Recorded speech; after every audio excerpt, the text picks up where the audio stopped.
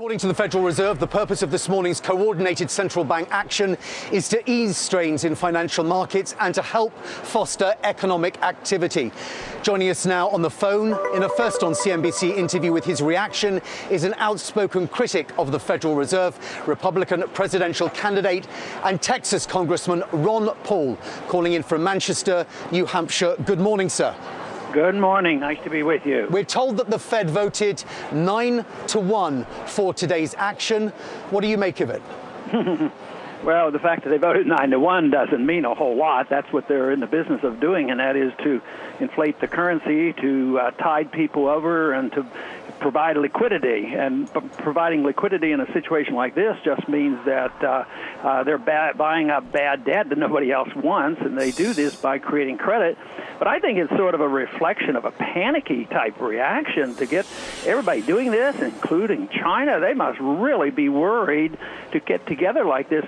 But it can't be good on the long run. All they're doing is it's a form of worldwide quantitative easing, and of course the financial markets seem to be reassured on the short run, but that's happened before. So I think this is just a temporary benefit. I think ultimately, and already it started, it's bad for the dollar, it's bad for inflation, prices will go up, and there'll be a penalty to be paid. They just can't solve the problem of excessive debt and too much inflation with more debt and more inflation. So if you won power and you had a Fed chairman of your choice, what would you believe the approach should be when you're faced with a liquidity crunch in Europe and clearly the possibility that some major financial institutions could fail? What would you do? Well, you shouldn't dump it on the American taxpayer, because when we create dollars and buy up this sovereign debt, we more or less are using dollars to buy up Greek debt. I mean, that penalizes the American people. We shouldn't do that. And we should allow the debt to be liquidated. Greece should have liquidated their debt. They should have defaulted 2 years ago. They should have gone into bankruptcy. They shouldn't be propping this up. They keep propping up the debt, propping up the debt. That's why economic growth is not likely to come for a long, long time. Let me bring you back to your own race. 81% of Americans are dissatisfied with the way in which the country is going, and certainly dissatisfied with Congress. Why do you think that Mitt Romney is not able to better capitalize on that? Clearly he is the favorite to win the GOP race, and yet he's rarely in the lead.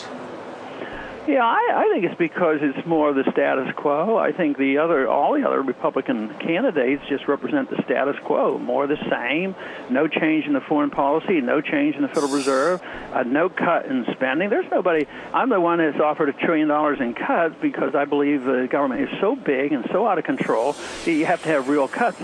But all this other talk about cuts, whether it's Romney or anybody else, is just cut and proposed increases, and that's why the American people don't believe that they have a solution. We're just keep doing exactly what we've been doing for 40 years, spending excessively, running up debt, printing the money, and manipulating interest rates, and we're up against the wall now. It doesn't work anymore.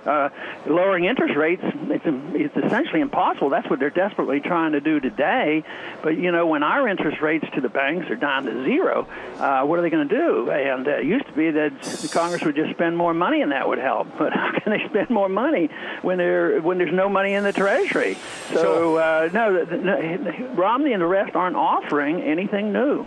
The most successful independent candidate, Ross Perot, ran in this country when 39% of Americans were dissatisfied with the way in which the country was governed. Gallup now reports that's up to 81%. Many people say that the time is absolutely right for a third party or an independent candidate. In the event that you don't win the GOP nomination, are you still leaving that option open, that you would run as an independent? I don't plan to do anything like that, because the system is so biased against anything against the one-party system. When you put the Republicans and Democrats together, policies never change. The rhetoric is different, but they all endorse the same foreign policy, monetary policy, and deficit spending.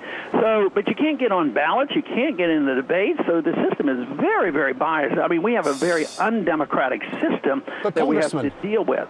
Whilst you don't plan to do it, are you ruling it out as an option? Well, I have no intention. I don't talk in absolutes, but I can't imagine it. It just seems so unreasonable. I don't want to do it. The system won't permit it, and but it's still there's no logic to doing it. But it's still a possibility from what you're saying. Well, if you think 1 out of 20 million is a possibility, I guess, but no, that's not going to happen. Good to talk to you, sir. Thank you very much for your time.